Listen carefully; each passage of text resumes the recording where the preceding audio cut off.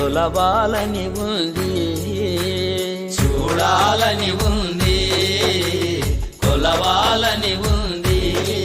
కొలచేములే పిలచేములే మా తల్లి గంగమ్మ, చూడాలని ఉంది, కొలవాలని ఉంది, చూడాలని.